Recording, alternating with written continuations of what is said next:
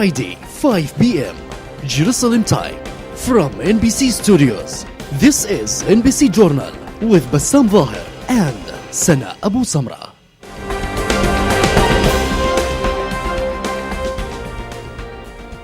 Israeli occupation forces murdered 3 Palestinians on Thursday night. Israel to increase restrictions on West Bank checkpoints.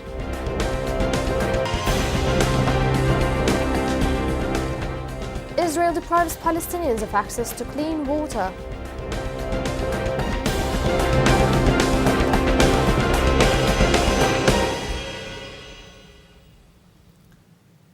Hello and welcome again. Israeli occupation forces killed a Palestinian accused of carrying out a deadly stabbing and shooting attack in the occupied West Bank 2 days earlier. The assailant was killed after Israeli occupation forces had come to arrest him, the Israeli Shin Bet security service said on Tuesday. The Palestinian Health Ministry confirmed a person had been killed in the clash, but provided no further details. In what happened to be a prepared incident, the Palestinian Health Ministry said 2 more Palestinians were shot dead by Israeli soldiers near the West Bank city of Nablus. The Ministry of Foreign Affairs and Expatriates stated on Saturday that it was able to verify, even though not officially, that 6 Palestinians were killed in the terror attack on 2 New Zealand mosques on Friday and 6 others were injured. It said in a statement that the New Zealand authorities would not give out names of the victims, but would only inform their families once they are identified, particularly if the victims are citizens of New Zealand, regardless of which country they previously belonged to. It explained that based on information it was able to gather, 6 of the dead and 6 wounded were of Palestinian origins. On Sunday, an Israeli court in Jerusalem issued a decision to close Bab al-Rahma prayer area in Al-Aqsa Mosque compound in Jerusalem and gave the Islamic Waqf, which is in charge of the mosque, 60 days to appeal the decision. The Waqf department in Jerusalem, part of the Jordanian government, noted on several occasions that Israeli courts have no jurisdictions over Al-Aqsa Mosque, which is entirely Muslim property, and that Bab al-Rahma is an integral part of the walled Al-Aqsa compound, which turns over an area of 144,000 square meters. Jewish fanatics groups have regularly declared that they intend to take over Bab al-Rahma area and build a Jewish temple as a prelude towards taking over the entire compound, which they refer to as Temple Mount. The Israeli army reportedly decided to increase security restrictions imposed on checkpoints across the occupied West Bank. Israeli Yedioth Ahronot news outlets said on Tuesday that the decision comes following a shooting attack near the illegal Israeli settlement of Ariel in the northern West Bank district of Salfit, in which an Israeli soldier and a rabbi were killed. The Israeli army will reportedly make major changes to sites where soldiers gather, including checkpoints, flying checkpoints, and military towers. The news outlet also reported that Israeli forces are still searching for the attack suspect. Nabil Abu Rudaina, spokesman for President Mahmoud Abbas, said that the U.S. dropping the term occupation from the occupied Palestinian territories in the Syrian Golan Heights will not change the fact that they are an occupied territory as deemed by the United Nations and international law. Abu Rudaina said in a statement that the American decision to drop the status of occupation from the Palestinian territories and the Golan Heights is a continuation of the hostile approach of the American administration toward our Palestinian people and is contrary to all UN resolutions. He said, "These American titles will not change the fact that the Palestinian territory occupied since 1967 and the occupied Arab Golan and territories under Israeli occupation in accordance with UN resolutions and international law. This last decision falls within the American scheme to pass the so-called deal of the century to liquidate the Palestinian cause." The Israeli authorities announced that a security closure would be imposed on the occupied West Bank and besieged Gaza Strip for a period of 4 days for the Jewish holiday of Purim. The 4-day closure will start at midnight Tuesday and will end at midnight on Saturday. Only humanitarian and medical cases will be granted permission to cross through the borders into Israel only after obtaining entry approval from the Israeli side. Severe restrictions on movement for Palestinians are typically implemented by Israeli authorities during Jewish holidays for alleged security purposes, accompanied by increased tensions around Al-Aqsa Mosque compound in occupied East Jerusalem. A United Nations human rights investigator stressed that Israel is depriving millions of Palestinians of access to a regular supply of clean water while stripping their lands of minerals in an apparent act of pillage on Monday. Michael Link, UN Special Rapporteur on Human Rights in the Palestinian territories, said that Israel continues full steam with settlement expansion in the occupied West Bank. Link added there are some 20 to 25,000 new settlers a year. According to the settlement watchdog, Peace Now, under Netanyahu's government, intensive activity to restore the widespread phenomenon of illegal outposts deep inside the West Bank has increased. Since the occupation of the West Bank, including East Jerusalem in 1967, between 500,000 and 600,000 Israelis have moved into Israel settlements in occupied Palestinian territory in violation of international law. The estimated 196 government of recognized Israeli settlements scattered across the Palestinian territory are all considered illegal under international law. The Foreign and Expatriates Ministry slammed the U.S. State Department's annual human rights report, dropping any reference to Syria's Golan Heights and the Palestinian territories as Israeli-occupied as a damning evidence of the U.S. administration's hostility towards the Palestinian people. The U.S. State Department changed its usual description of Syria's Golan Heights, the West Bank and the Gaza Strip from Israeli-occupied to Israeli-controlled in the annual Global Human Rights Report. In response, the Foreign and Expatriates Ministry said in a statement, the so-called human rights report issued by the U.S. State Department is damning evidence of the Trump administration's hostility towards the Palestinian people, their national identity and rights, as well as the universal values of human rights. Palestine's environment is being destroyed by Israel's settlements, construction, military measures, and construction of the apartheid wall, said Adel al-Attiri, head of the Palestine Environmental Quality Authority. Attiri, who headed the Palestinian delegation to the United Nations 4th Environment Assembly held in Nairobi, Kenya between 11th and the 15th of March and focusing on the theme Innovation Solutions for Environmental Challenges and Sustainable Consumption and Production, briefed the conference on the challenges and obstacles facing the Palestinian environment due to the acts of the Israeli occupation. She said that Israel has damaged the Palestinians' environment with its ongoing settlement activities, turning nature reserves into closed military zones, as well as the negative impact of the separation wall Israel has built in the occupied territories on the environment. Attiri also spoke about the Palestinian role in sustainable production and consumption, as well as efforts for her department in protecting the Palestinian environment. Leaders of the popular protests in Gaza have called for a two-day general strike to keep up pressure on the Hamas authorities in their call for better living conditions in the besieged Gaza Strip. The youth movement, whose motto is "We Want to Live," said in a statement today that the protests will continue to force Hamas to respond to the just demands of the people for freedom, good life and dignity. It called on people to rally every day at 4 in the afternoon at squares and streets in the cities and to bang on pots and pans at 8 in the evening of every night to make as much noise as possible. The protests are to challenge Hamas's 12-year rule of the Gaza Strip, which took over in a coup against the Palestinian Authority. Years of efforts for reconciliation between the two parts of the Palestinian territories have failed, augmenting as a result the dismal living conditions in Gaza. Bulldozers of the Israeli municipality of West Jerusalem demolished an annex to Al-Razi school that was still under construction in Shafat refugee camp, northeast of Jerusalem.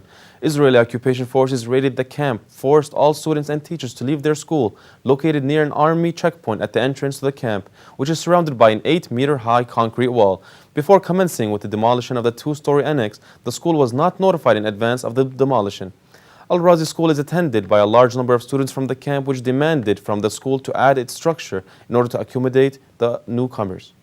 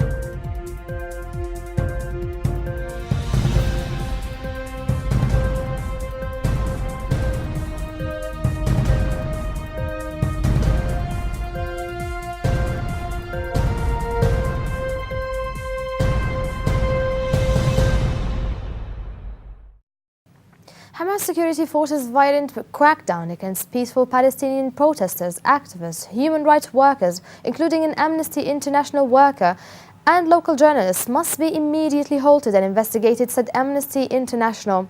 Hundreds of protesters have been subjected to beatings, arbitrary arrests and detentions, and torture and other forms of ill treatment since 14th of March, when Palestinians took the streets across the Gaza Strip to protest against the rising cost of living and deteriorating economic conditions under the Hamas de facto administration, it said.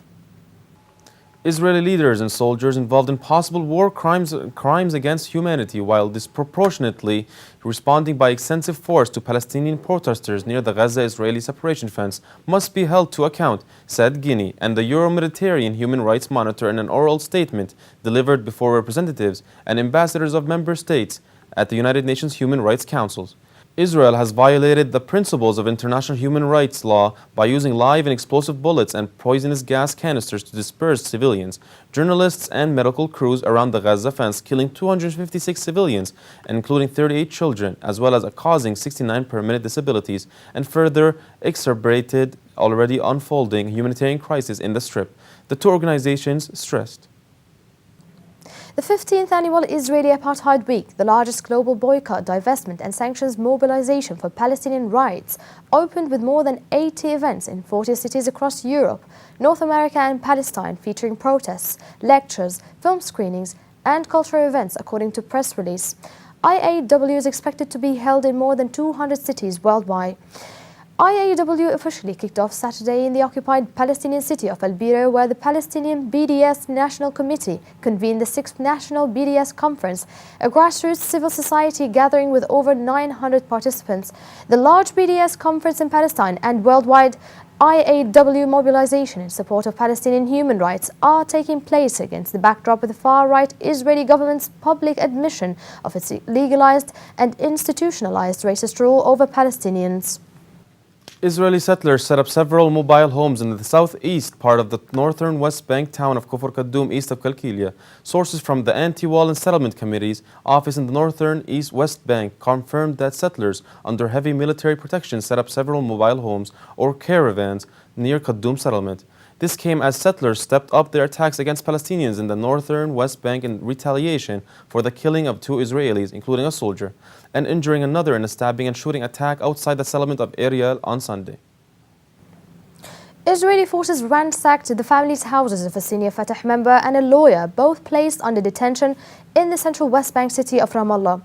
Israeli military vehicles raided the Ramallah city neighborhood of Ramallah at-Tahta, where soldiers stormed the house of Zakaria Zbeidi, a member of Fatah Revolutionary Council, and interrogated his family members for several hours. Soldiers also stormed and violently searched the house of Tariq Barghouth, an attorney who works for the Prisoners Affairs Commission, and interrogated his family members as well. Zbeidi was a leading member of Al-Aqsa Meritus Brigades, Fatah's armed wing during the Second Intifada, but was later given amnesty by Israel in a deal reached with the Palestinian Authority. Zbeidi and Barghouth have been placed in Israeli imprisonment since February the 27th as they were detained by Israeli forces. Armed Israeli settlers on Sunday attacked Palestinian homes in the village of Twani in the south of the occupied West Bank, according to Ratib al-Jabbour, a local activist. Dozens of settlers from the illegal settlement of Mu'an attacked nearby Palestinian homes with stones. He said Israeli soldiers who were in the area did not intervene. Meanwhile, settlers from the Kiryat Araba settlement east of Hebron threw rocks at Palestinian drivers on the Beit Lahem-Hebron road, causing disruptions in traffic and fear for the life of the commuters. And now moving on to Najah National University News.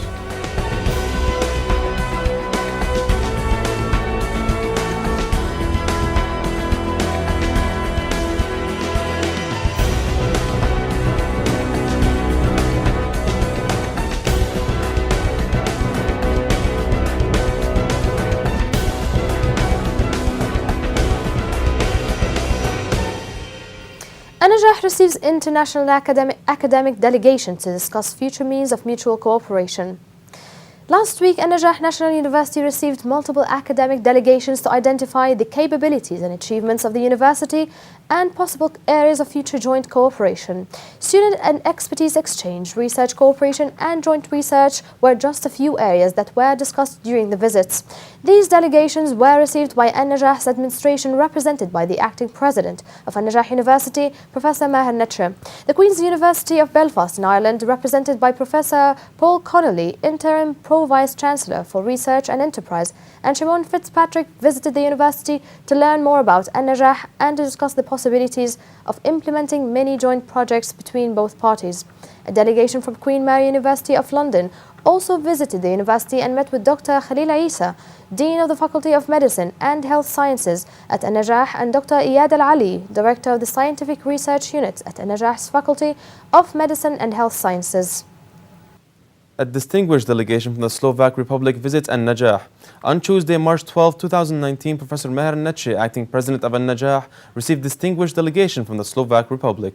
The delegation was also received by Dr. Muhammad Al-Amle, Vice President of Academic Affairs, Mr. Rashid Al-Kukhon, Director of the Finance Department, the International Office, and the PR Department of An-Najah. The visit focused on discussing possible areas of future joint cooperation between the Slovak Republic and An-Najah National University in the realms of the staff scholarship programs, joint exchange programs, and research partnership in a way that serves both parties. These are the news for the week. Thank you for watching. For more details, visit nn.ps. Thank you for watching.